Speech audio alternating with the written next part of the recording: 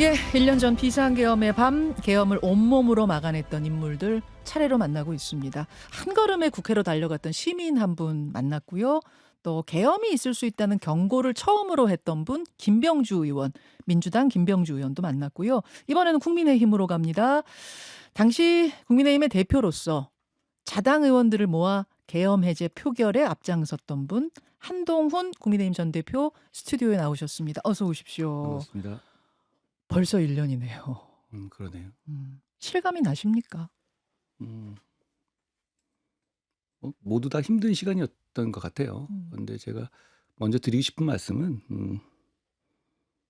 뭐 대통령을 배출한 여당 대표로서 계엄을 예방하지 못했던 점을 제가 다시 한번 사과드립니다. 음. 그런데 또 이제 지난 1년이 지났지만 그동안 과연 우리나라가 대한민국 사회하고 민주주의가 과연 그런 국민들의 열망을 담아서 더 나아졌는지에 대해서는 좀 생각해 보면 걱정을 많이 하게 됩니다. 정치인으로서 책임감을 더 많이 느끼기도 하고요. 지금 사과한다고 하셨어요. 예. 한동훈 전 대표는 그날 계엄 선포가 되자마자 이건 위헌적인 것이다. 예. 국회의원들 모아서 계엄 해제 표결에 앞장서겠습니다라고 하셨던 분인데 사과를 하시네요. 저는 그 불법 계엄을 했던 대통령을 배출한 정치 세력에서 정치를 했던 사람이고 그 정치 세력의 대표였던 사람입니다. 불법 계엄을 사전에 미리 예방하지 못한 점은 제가 뭐 100번 사과드려야 한다 이렇게 생각해요. 하지만 지금 이제 당의 주류 뭐 장동혁 대표를 비롯한 주류 분들은 사과는 이미 했고 계속해서 사과를 주문하지 말아라, 요구하지 말아라. 그것은 내란몰이다. 이렇게 지금 말씀을 하시고 오늘도 아마 기자회견이 따로 없는 것 같습니다. 그건 어떻게 생각하십니까? 사과는 민주당에게 하는 게 아니라 국민께 하는 것이고요. 국민들께서 사과를 바라고 계십니다. 그리고 주류라고 말씀하셨는데 네. 우리 당의 주류, 우리 지지층의 주류는 상식적인 분들입니다. 국민을 향해서 계엄에 대해서 반성하고 사과해야 한다는 분들이 우리 당의 주류입니다. 저는 그렇게 생각합니다. 그 사과를 국민들이 됐다라고 하실 때까지 계속해야 된다고 생각하세요? 정치는 국민 보고 하는 겁니다. 우리는 국민의 도구일 뿐이고요. 아니 주인이 원하는데요.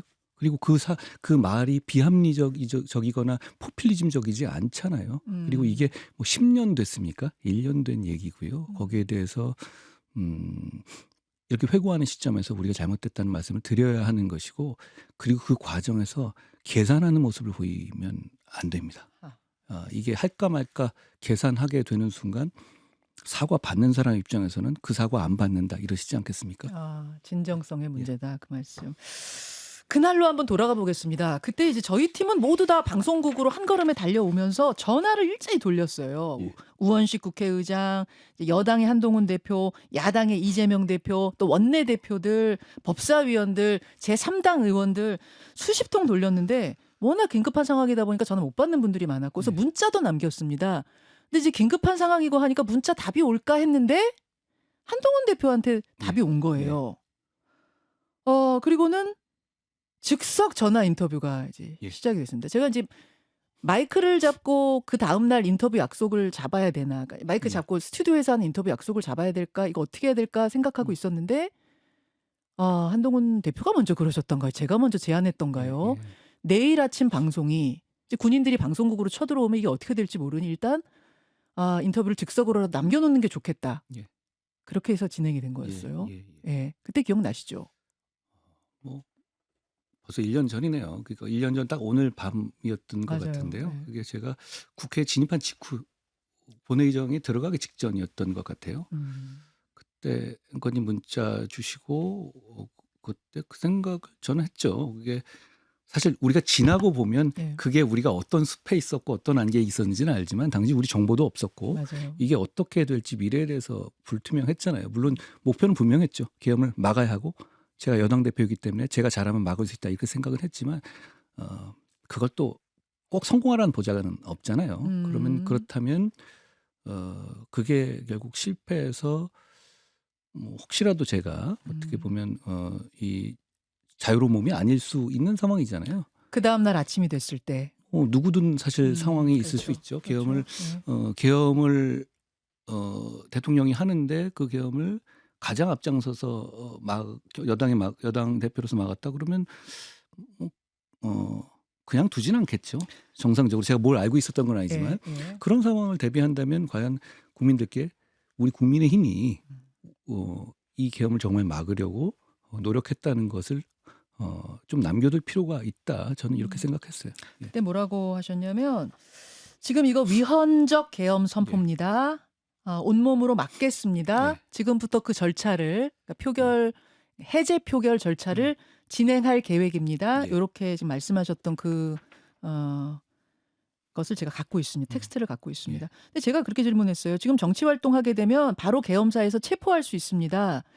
한 대표도 위험에 처할 수 있는 상황이 벌어지는 거 아닌지 예. 모르겠습니다. 제가 그 질문 드렸어요. 예. 그랬더니 한 대표께서 당연히 감수해야 될 겁니다. 막아내겠습니다. 예. 그러셨는데 이제 나중에 보니 예. 그냥 체포하시오 정도가 아니고 한동훈을 총으로 쏴서 죽여라라는 말이 나왔었다는 거 아니에요. 그거 나중에 듣고는 어떠셨어요?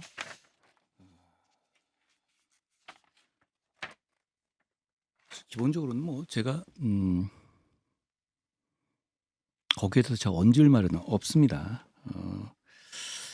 당시에 이제 통화 말씀하셨는데 그때 제가 그 말씀 드렸어요. 앵커님도 조심하시라고. 맞아요. 기억이 납니다. 네, 그러셨어요. 그만큼 계엄이라는 것은 시민의 자유를 불법적으로 억압하는 그런 거였잖아요. 대한민국 모두가 위험에 빠졌던 것이고요.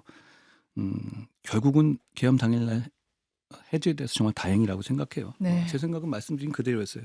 그때는 사실 만약 그때 계엄이 당일날 해제되지 않았으면 다음날 유혈 사태 일어났을 가능성이 높고 또 보수 정치인의 입장에서는 그게 어떻게 며칠이나 가겠습니까? 며칠 내에 정권은 전복되고 보수가 절멸되고 당은 절멸됐을 겁니다. 사실 그날은 복잡할 게 없었어요. 뭐 유혈 사태가 날 수 있는 상황에서 국민 생각하는 정치인이 막아야죠. 무조건 막아야 된다. 그날은 오히려 저는 머릿속이 그냥 굉장히 단순했던 것 같아요. 어떻게든 막아야 된다. 그날 그 이제 한동훈 대표는 다 모여라. 국회로 다 모여라. 예. 했는데 이제 추경호 원내대표가 그러니까 당사에서 국회로 다시 당사로 국회로 이렇게 여러 번 좀 우왕좌왕하는 상황 속에서 국회의원이 18명밖에 못 모였어요. 국민의힘은. 지금 그 상황과 관련해서 추경호 당시 원내대표가 계엄에 내란에 동조했다는 혐의로 어제 구속영장이 신청됐고 심사도 있었습니다. 기각됐습니다. 여기에 대한 입장 어떠세요? 18명보다 더 많은 의원들이 와주셨으면 정말 좋았을 것 같아요. 그런데 또 역설적으로 보면 18명이나 온 것도 됩니다. 자당의 대통령, 우리는 굉장히 그 보수 중심의 정치가 되고 있잖아요. 특히 대통령을 배출하는 정당은 그렇게 되기 쉬운 구조입니다. 민주당을 보시면 아시잖아요. 만약 민주당에서 이재명 대통령이 자기 사법 리스크를 누리기 위해서 계엄을 선포한다면 과연 민주당의 정청래 대표를 비롯한 많은 사람들이 열몇 명이 갈까 생각해 보시면 그게 그렇게 저는 그때 거기에 와준 의원들이 물론 할 일을 그냥 한 거지만 고민이 많았을 거라고 생각해요. 물론 민주당에서는 그런 상상조차 할 수 없다. 계엄을 누가 선포하냐 물론 이렇게 말씀하실 겁니다만. 그렇지만 뭐 그거는 그럼에도 불구하고 우리가 막을 게 이런 말을 못 한다는 것이 저는 중요하다고 생각해요. 그런데 그 당시는 사실 모든 게 안개 속이었어요. 그렇다면 아쉽게 생각합니다만 그래도 저 국민들께 드리고 싶은 말씀은 그래도 국민의힘의 공식적인 입장으로서 당대표와 함께 국민의힘 이 의원들이 계엄을 앞장서서 막았다라는 걸 기억해 주시기 바란다는 말씀을 드려요. 그리고 사실 민주당이 계엄을 반대하는 건 너무 당연한 것 아닌가요? 대통령이 민주당을 반국가 세력이라고 규정했잖아요. 그러면 민주당은 당연히 반대하는 것이고 진압의 대상이잖아요. 그런 점에서 보면 그래도 국민의힘에서 뭐 저는 당대표로서 한 것이고 당대표가 했으면 그게 주류인 것이죠. 국민의힘의 주류와 국민의힘의 생각은 비록 우리가 배출한 대통령이 한 계엄이지만 우리의 앞으로 뭐 예정된 정치적 고난을 생각하지 않고 막겠다는 것이었다는 점을 제가 죄송하다는 말씀과 함께 기억해 달라는 말씀드리고 싶어요. 근데 그때 이제 당대표와 원내대표로 서로 이렇게 그 당시 소통하면서 일부러 좀 방해한다는 느낌 같은 건 못 받으셨어요? 의도적으로 방해한다 이런 느낌은 없었습니까? 굉장히 혼란스러운 시기였어요. 음. 그러니까 그 상황에서 저는 더 많은 의원들이 참여했다면 지금 세상은 바뀌었을 것 같아요. 달라졌을 것 같아요. 참으로 아쉬운 건 사실이다. 참으로 아쉬운 건 사실이다. 아쉽습니다만 지금 이제 특히 이제 특검이 얘기하는 그런 거는 대단히 정치적이에요. 그러니까 제가 11월 4일 날 구속영장이 청구됐을 당시에 이렇게 얘기했거든요. 아니 지금 사전에 계엄을 알았거나 예. 도왔거나 예. 했다면 모르지만 그 점에 대해서 증거가 없는 상황에서 영장 청구하는 건 정치질이다. 추경호 의원이요. 기각될 것이다라고 제가 메시지를 냈거든요. 근데 결국은 그런 그 시점에서 그런 증거가 없이 영장을 청구했던 거예요. 특검은. 기각이 마땅하다고 보시는 거예요. 이 특검은 있는 것만 언플한 게 아니라 없는 것도 언론 플레이를 합니다. 저에 대해서 이렇게 했었죠. 제가 홍초로 정무수석하고 계엄 당일날 통화한 게 있다 이렇게 언플을 했었어요. 근데 그 통화가 부재중 통화를 말한 거였어요. 제가 홍초로 수석에서 전화를 걸었죠. 근데 안 받은 거죠.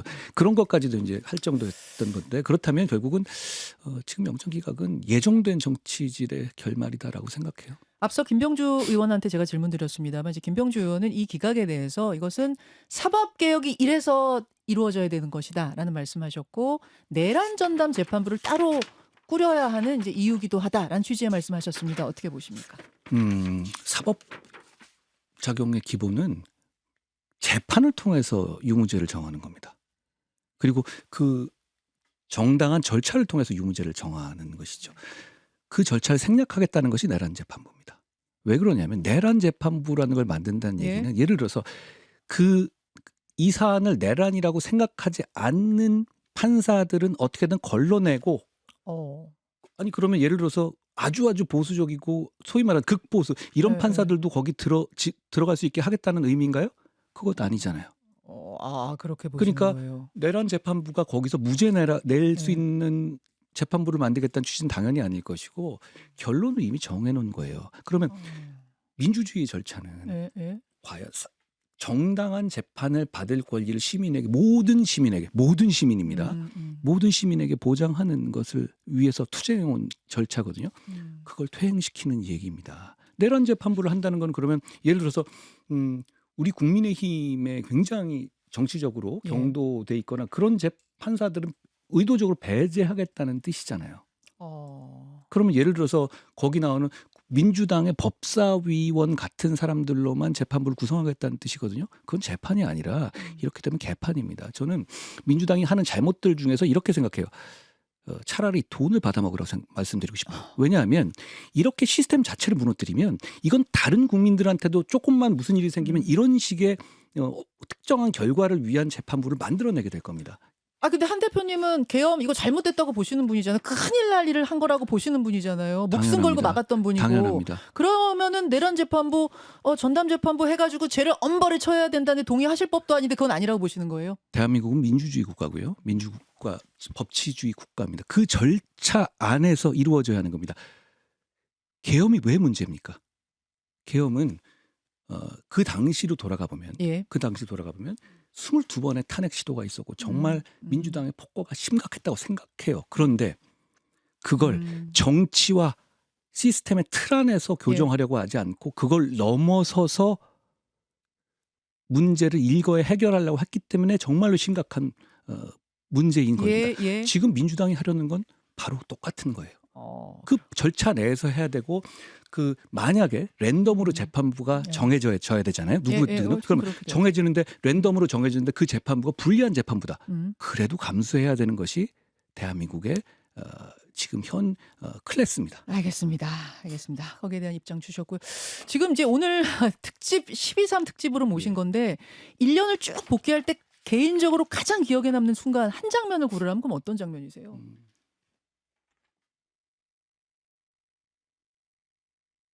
처음 10시 반이었을 것 같아요. 음. 10시 반에 그때 처음에 저는 그렇게 생각했거든요. 혹시 뭐 북한이 뭐 침공한 게 있나? 그럼 근데 대통령이 말하는 얘기를 들어보니까 오히려 명징해졌어요. 그게 아니라 민주당이 반 국가 세력이고 여길 척결하겠다라는 게 너무 명확해요. 그럼 이거는 더 위헌 위법은 더 이상 생각할 필요가 없는 거였죠. 그때부터 저는 어떻게든 막아야 되겠다는 생각했고 그 두 번째는 막을 수 있다는 이거 막을 수 있겠는데 이런 생각을 했어요. 왜냐하면 제가 여당 대표잖아요. 예. 그럼 여당 대표가 나서고 여당에서 적극적으로 나서면 예. 이거 막을 수 있겠다고 생각했어요. 그리고 그래서 그때 처음 제가 차를 돌리면서 메시지를 썼던 기억이 납니다. 근데 그날은 그러니까 고민은 없었습니다. 1년이 파란만장했지만 그래도 가장 기억에 남는 순간은 바로 12월 3일 10시 30분이다. 오늘 장동혁 대표 사과 메시지 내야 한다고 보세요? 우리 국민의힘은 국민들께 사과합니다. 사과하고 있습니다. 당대표가 어떤 입장이든 그게 그렇게 중요한 건 아니에요. 알겠습니다. 그리고 게다가 사과는 전략적으로 계산하는 모습을 보이면 안 됩니다. 국민들께서 받아주시지 않을 겁니다. 우리 국민의힘은 잘못했습니다. 오늘 기자회견 따로 하신다고 들었어요. 국회 뒷문 쪽에서. 예. 그게 제가 의원과 동료들과 함께 그때 국회를 갔던 그거 보겠습니다. 그 장면입니다. 예. 오늘 고맙습니다. 고맙습니다. 김현정의 뉴스쇼는 시청자 여러분의 참여를 기다립니다. 구독과 좋아요, 댓글 잊지 않으셨죠? 알림 설정을 해두시면 평일 아침 7시 10분 실시간 라이브도 참여하실 수 있습니다.